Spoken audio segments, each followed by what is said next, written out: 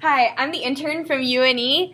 I'm really interested in your Big Cat program. Personality affects the animals here.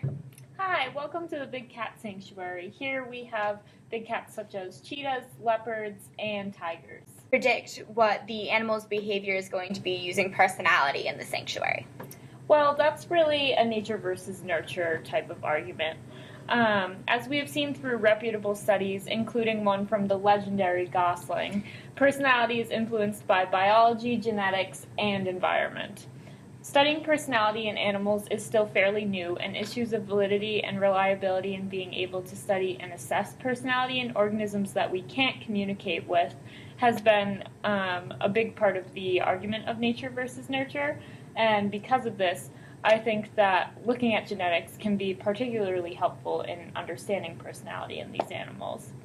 Environmental aspects are undoubtedly important, especially to the cats that are here at the sanctuary, but the results in most professional studies are less compelling. For example, one study that I know of looked at personality profiles of cheetahs in the UK and Ireland in relation to environmental factors and performance variables. This study was conducted to see how breeding and personality in specific environments influence one another, since cheetahs have so much trouble breeding in captivity. Keepers scored cheetahs on a questionnaire to determine their personalities, and novel object and scent tests were performed on each subject. Various environmental conditions were looked at for each subject, such as the percent foliage and percent grass that was in their enclosures, but also looking at things such as how often keepers would enter an enclosure with the cheetahs. They then looked at 3 generalized categories that could be related to both individual personality and environmental conditions, which were aggressiveness, inquisition, and the Flehmen response within each animal. If you look at Table 3 in the article, you can see some of the specific correlations found. However, overall, there were no real significant differences in personalities between cheetahs who bred and those who didn't breed. And environmental factors couldn't be related to breeding success with regard to personality either. That's really interesting. It reminds me a lot of a study that I looked at called The Effects of Personality of Keepers and Tigers on the Behavior and Interaction in a Zoo Exhibit. The study looked into different personalities and how they play in an interactive zoo exhibit in tigers and their keepers. They keep keepers' personality tests and questions to assess the personality of the tigers. They had a survey to rank the 17 personality-based adjectives so the keepers could put them on a Likert scale.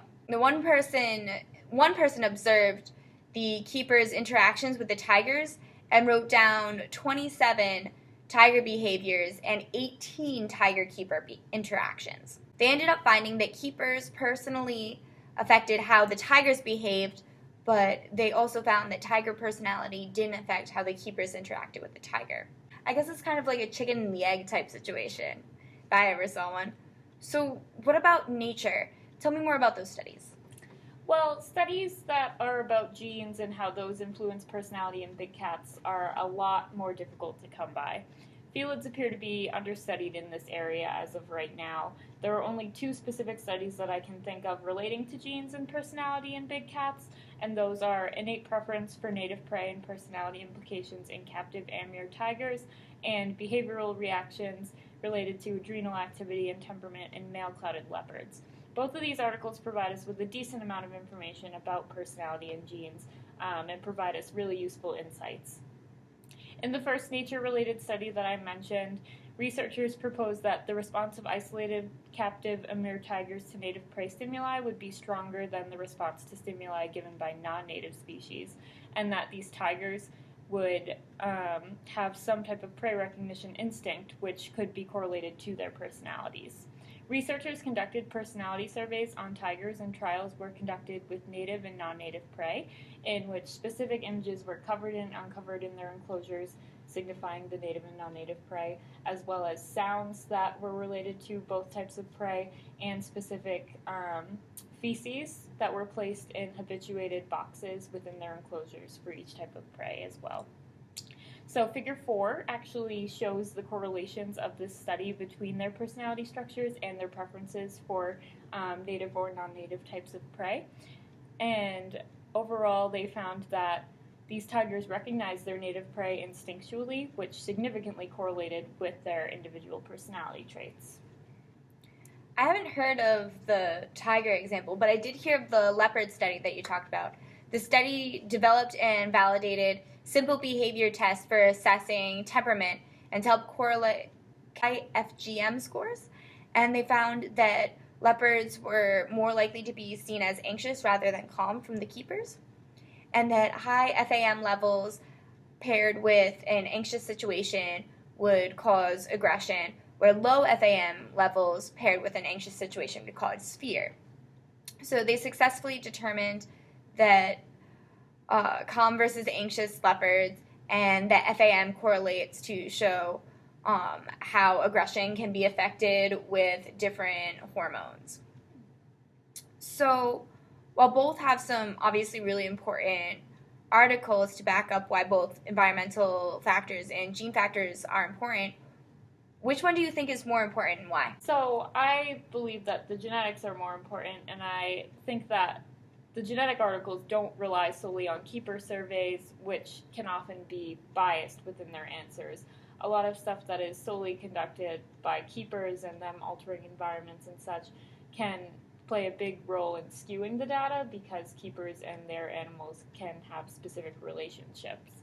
But I also think it's really important to look at outside literature as well. So in Chapter 12 of an article that relates specifically to the biological bases of animals, they talk about how a lot of animals, ranging from mice all the way up to apes, have a bunch of different chemical factors that greatly affect their behavior and influence personality. Like we said before, little has actually been done in the genetics of studying big cats specifically with personality, but that's common across a lot of species because the field of personality studying is still so new. The Quarterly Review on Biology, which is another article, also mentions that while genetic correlations to evolution and morphological traits are well-known correlations, among behavioral traits, they are severely understudied in comparison. So let me make sure that I'm getting this right. I get it so that when there's like little known information on genetic aspects of personality when looking at big cats, but what information we have found is more powerful. Like how FAM correlated directly with how the responses changed in two different personality traits, or how there were strong correlations between personality structure and instinctive native prey recognition. But there were no strong findings in either the environmental articles that we talked about. Right. So to me, genetics seems to be a little bit more concrete. Not to mention that genetic information can be easily compared since humans obviously also have genetic components, so it's easier for us to draw comparisons between the two. I think that it's going to be really crucial for more studies in the future for big cats to be conducted on genetics and related to personality.